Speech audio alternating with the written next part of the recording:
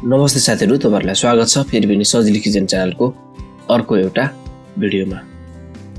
योपालि हामी simple veg curry बनाउने छौं, जुन बनाउनको लागि अति नै सहज रहनेछ।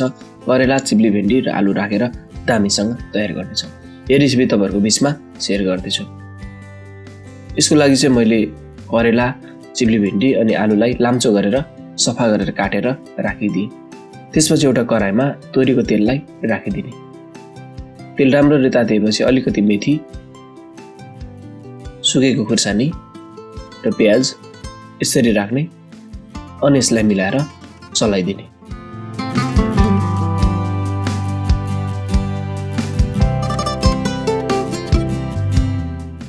अब चाहिँ यसमा आलुलाई राखिदिने। सुरुमा त हामी आलुलाई यसरी राखेर फ्राई गर्छौं। यसमा अब करेलालाई पनि राखिदिने अनि सँगै मिलाएर चलाइदिने।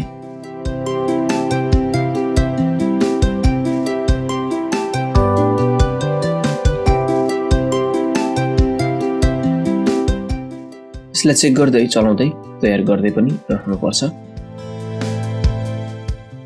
आलु र करेला राम्ररी फ्राई नहुने बेलासम्म यसलाई यसरी तयार गर्दै जानुपर्छ।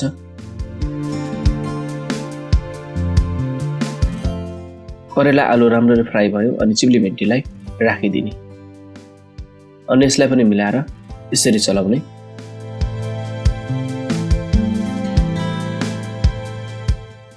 यो सिम्पल रहनेछ तर खाँदाखेरि निकै स्वादिलो पक्कै पनि बन्नेछ।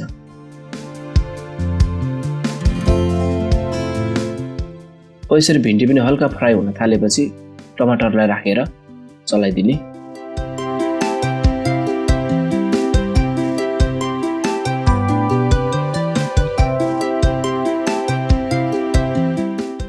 अब यसमा अलिकति पानीलाई राखिदिने ताकि नटासियोस् र यसरी चलाइदिने।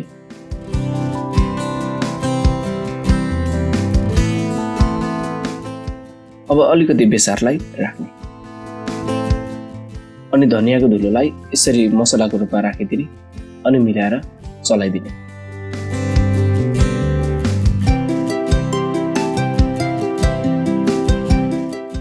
अब थोरै नुनलाई राख्ने अनि चलाइदिने।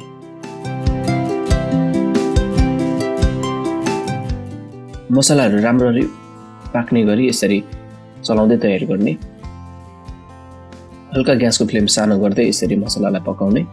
यसपछि चाहिँ अलिकति पानीलाई राखिदिने, एकैचोटी धेरै नराख्ने।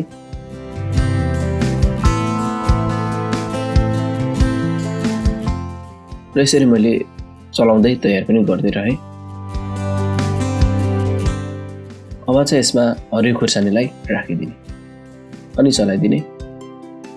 धेरै मसलाहरू यसमा प्रयोग नगरिकन सिम्पल तरिकाले मिठोसँग तयार हुनेछ। आलुलाई यसरी चेक गर्ने, पाक्यो कि पाकेन अनि चलाउँदै तयारी गर्ने। अनि अलिकति पानी राख्ने अनि अब यसलाई मिलाएर चलाइदिने। अब धनियाको पातलाई यसरी राखिदिने अनि चलाइदिने। यसरी चाहिँ लगभग हाम्रो भेज करी तयार हुन थालेको छ।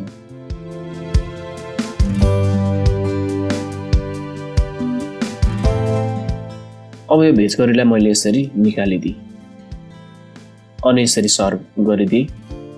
अति नै सजिलो भएको, खाँदाखेरिमा निकै मिठो र सिम्पल भेज करीको रेसिपी तपाईहरुलाई कस्तो लाग्यो?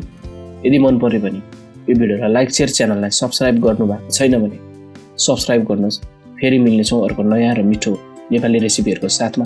तबसम्मको लागि नमस्ते।